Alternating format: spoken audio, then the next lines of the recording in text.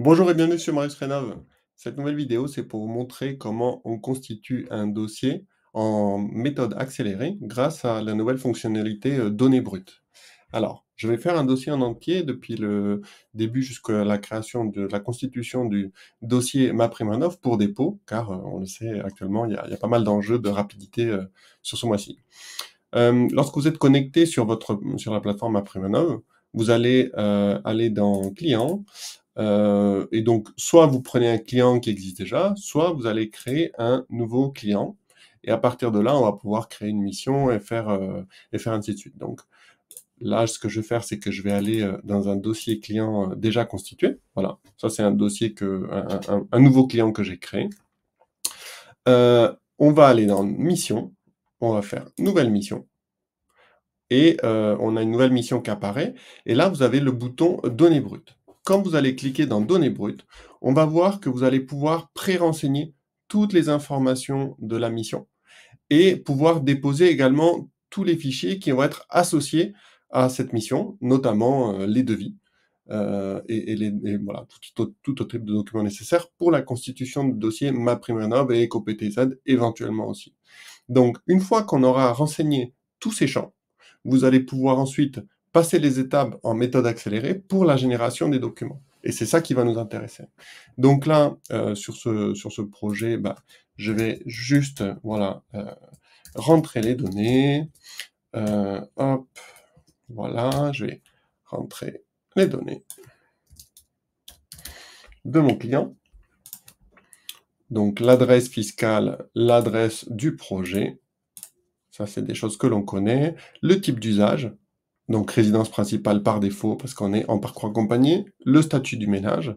Le montant de la mission, avec potentiellement, si vous souhaitez renseigner le montant du premier acompte, c'est facultatif. Vous pouvez activer ou non le mandat administratif. Donc là, je ne vais pas l'activer, mais vous pourrez le faire. Les informations du ménage, donc on va dire que c'est une personne avec un revenu de 10 000 euros. Vous pouvez, si vous le souhaitez, aussi activer un mandat externe si vous avez un mandataire de votre connaissance que vous voulez renseigner et associer au projet. Dans le cas contraire, vous ne cochez pas, vous allez sauvegarder. Puis, de cette même façon, vous allez passer dans les autres étapes. Donc, on va caler la visite initiale. On va dire, par exemple, que je l'ai fait aujourd'hui à midi. Ça a duré 2 heures. Hop, je peux associer un intervenant sur cette visite initiale si je le souhaite. Là, je vais pas le faire, je vais sauvegarder. Je vais pouvoir du coup passer à l'évaluation de l'état du logement. C'est ça qui va me permettre de générer plus tard la synthèse de la grille d'analyse. Donc je veux dire que les travaux identifiés sont l'isolation et le changement de système de chauffage. Pareil, je sauvegarde. Concernant l'audit énergétique, je vais indiquer que je fais moi-même l'audit énergétique. Il a donc été fait aujourd'hui, à midi, pendant 2 heures. La date de restitution, on va dire que c'est aujourd'hui à 16 heures, par exemple. Bon, c'est fictif, hein, bien sûr, vous pourrez le faire vous-même. Vous pouvez caler le type de restitution. Donc, par exemple, là, je vais faire que c'est un envoi par mail. Je vais pouvoir déposer un document. Hop, tac.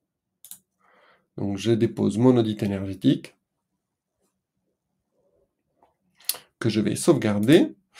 Je vais ensuite faire ma proposition de plan de financement. Donc, on va renseigner les dépenses énergétiques après travaux en euros avec la classe énergétique initiale. Donc, ça va être issu de votre audit énergétique. Vous allez pouvoir ajouter vos postes de travaux. Donc, partons par exemple sur une isolation des murs par l'intérieur avec un coût de, disons, voilà, 4 900 hors taxe, 5 000 euros TTC. Je vais rajouter un deuxième poste d'isolation parce que nous sommes marre et que ça le demande. Voilà. Hop. Tac. Pareil. Donc, je renseigne les montants hors taxe TTC. Donc là, j'ai mes 2 postes. Je vais pouvoir ajouter les aides éligibles et ménages. Donc là, on va ajouter les MPRPA. Voilà, PA travaux. Donc, on va dire que, disons que c'est 8000. On va ajouter une aide, MaPrimeRénov, MAR. On était en bleu. Donc, c'est 2000. Voilà. Bon, là, je le fais rapidement, hein, c'est bien sûr à vous de faire le calcul des aides. Je vous laisserai le faire. Et je peux ajouter, bien sûr, toutes des aides locales. Le financement du projet, si je fais un éco-PTZ, c'est bien de renseigner la capacité de remboursement du ménage mensuel. Donc ça permet de vérifier que le ménage dispose de, d'une solvabilité pour votre projet. Là-dessus, je peux indiquer que, hop, il finance le reste à charge sur 5 ans. Voilà. Hop, et on voit qu'on a un équilibre financier qui est à 0, c'est-à-dire que tout est financé avec l'éco-PTZ. Je peux renseigner aussi les dépenses énergétiques après travaux, ça c'est sur la base de l'audit et du scénario. On a toujours les dépenses annuelles, il suffit de les diviser par 12, ça va nous faire les dépenses énergétiques mensuelles. Ça permettra au sein de Marius de pouvoir indiquer les économies mensuelles réalisées par mois, de le matérialiser. Ensuite, le projet de travaux, on voit que les postes de travaux sont apparus ici. Isolation des murs, isolation des combles. Donc là, je vais ajouter une entreprise. Alors là, je vais, juste pour vous montrer comment ça marche, hein, vous cherchez une entreprise de travaux qui existe par son SIRET ou par son nom, et il apparaît. Et là, on voit le petit macaron qui indique si l'entreprise a bien l'agrément pour ce poste de travaux. Alors là, je vais faire avec une entreprise fictive, parce qu'autrement, on va aller enquiquiner une entreprise de travaux réels sur un projet fictif, et c'est pas le but. Donc là, hop, tac, je vais mettre, pareil, une entreprise, un mail fictif, voilà. Donc pour ce poste de travaux, isolation des murs par l'intérieur, je vais venir déposer un devis, voilà. Je vais faire la même chose pour l'isolation du plancher des combles perdus. Hop, je choisis une entreprise, voilà. Je vais, bien sûr, renseigner, tac, je vais déposer un devis. Voilà, comble. Hop, on voit que les montants sont reportés. Si je souhaite, je peux déposer l'audit énergétique rectifié. Ça, on peut le faire dans le parcours. Là, c'est pas la peine parce qu'on l'a déjà déposé dans les phases ultérieures. L'aide éligible est bien renseignée. Voilà, on a notre équilibre financier qui est bien établi. Hop. Et là, je vais pouvoir finaliser. Donc sur la phase projet de travaux, on va aussi renseigner l'attestation de travaux. Donc il y a plein d'informations que l'on va renseigner. On va renseigner notamment l'identifiant de l'audit énergétique. On a l'entreprise. Donc là, moi j'avais indiqué que c'était moi qui faisais l'audit, donc j'ai le nom de mon entreprise et mon numéro SIRET. Si vous aviez fait un sous-traitant, on n'aurait pas reporté ces valeurs, à vous de les reporter. On va pouvoir renseigner les champs que vous connaissez habituellement, c'est-à-dire la consommation d'énergie primaire avant travaux, finale avant travaux, les gaz à effet de serre, la classe énergétique, la surface du logement, et la même chose pour après travaux, en renseignant aussi la référence du scénario d'audit que vous avez retenu. Ensuite, vous allez mettre aussi le gain énergétique en pourcentage. Ça, c'est pour la partie éco-PTZ, c'est pour ça qu'on vient de le renseigner ici. La consommation primaire après travaux, finale après travaux, les gaz à effet de serre, l'étiquette énergétique après travaux, la surface du logement, on va dire qu'on l'a réduit un petit peu, et on va mettre le gain de classe énergétique. Hop. On va renseigner les frais qui sont relatifs à l'audit et le reste qui permet de faire le total de ma prime rénov. Donc ça permet de bien renseigner le dossier EcoPTZ. On a la description des travaux. Donc en fait, Marius va vous pré-renseigner les descriptions des travaux. C'est pratique, c'est vraiment associé aux différents postes que vous aurez indiqués. Donc si on avait, par exemple, chauffe-eau thermodynamique, on aurait d'autres renseignements qui vous seraient demandés. Donc là, comble perdu, on peut voilà, on peut dire watts de cellulose, par exemple, épaisseur 350 mm, R7, pourcentage, on va dire que c'est 100% des surfaces isolées, on va dire qu'il y a 100 mètres carrés, par exemple. Voilà, et de la même façon, alors je ne vais pas le faire, mais vous pourrez faire exactement la même chose pour l'isolation des murs par l'intérieur, donc vous renseignez tous les éléments. À partir de ce moment-là, vous allez sauvegarder, voilà. Et là, on a renseigné, quand on est arrivé jusqu'à la partie projet de travaux, on a renseigné tous les éléments et déposé tous les documents qui sont nécessaires au dossier MaPrimeRénov'. Et quand vous finissez cette partie, vous allez dans Parcours, et là, vous allez pouvoir passer les étapes de manière accélérée. Donc là, on voit qu'on arrive à la première étape ici, et on va aller jusqu'au projet de travaux. Donc là, il suffit de faire suivant, suivant, suivant, générer, signer les documents, mais tous les éléments sont bien pré-remplis dans les bonnes cases. Donc c'est exactement ça ce que je vais faire. Donc voilà, je vais décocher le mandat administratif, j'avance, je consomme un crédit Marius parce que je passe à un nouveau contrat, je génère le contrat,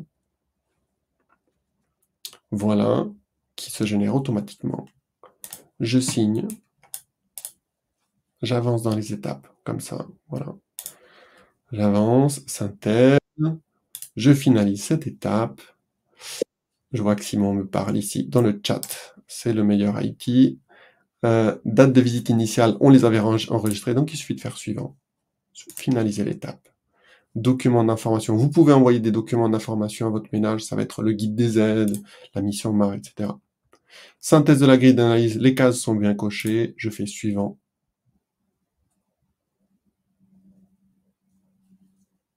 Voilà, je le signe. Tac, donc ça, je le signe. J'avance. Les paramètres de l'audit énergétique sont bien enregistrés, c'est moi qui les fais. La date, l'horaire sont calés. La date de relevé est confirmée. L'audit est déposé, je peux le transmettre. La date de restitution et les modalités sont enregistrées, je finalise les étapes. Le plan de financement, il est établi, on l'avait bien renseigné avec tous les éléments. Hop.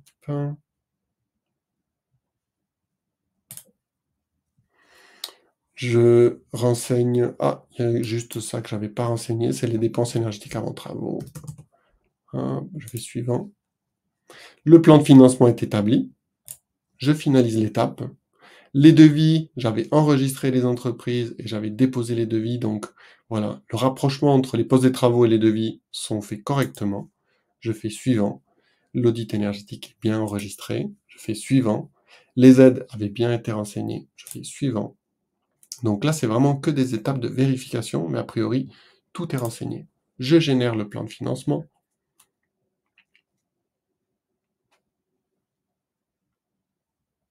Voilà. Je fais suivant. Le renseignement des informations relatives à l'attestation de travaux, je les avais renseignées. Donc là, ça va être vraiment que du next, next, next.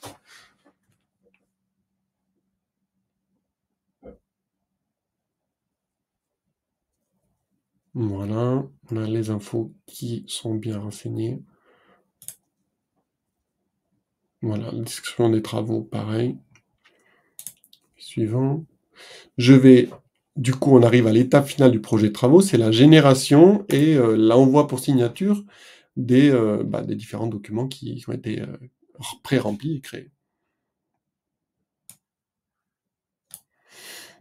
Voilà, on a l'attestation de travaux qui se génère et qui se pré-remplit. Je n'ai plus qu'à signer.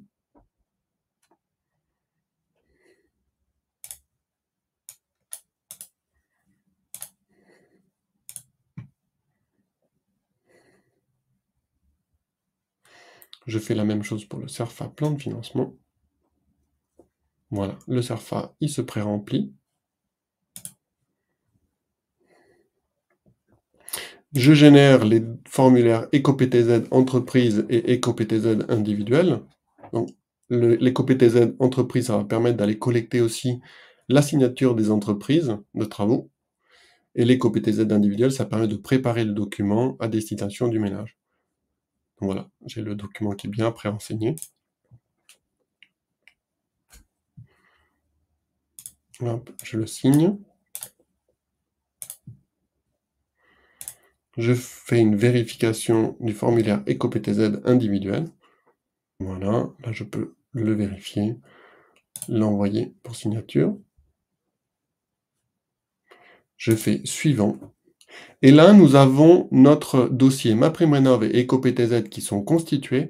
On voit qu'on a, les petites horloges là, qui indiquent que la signature est en attente. Donc ça, vous pouvez aller dans l'onglet Signature, dans la mission qui vient d'être créée, et vous allez voir tous les documents qui sont en attente de signature. Vous pouvez effectuer les relances, tout simplement, si le client a perdu, c'est passé dans les spams.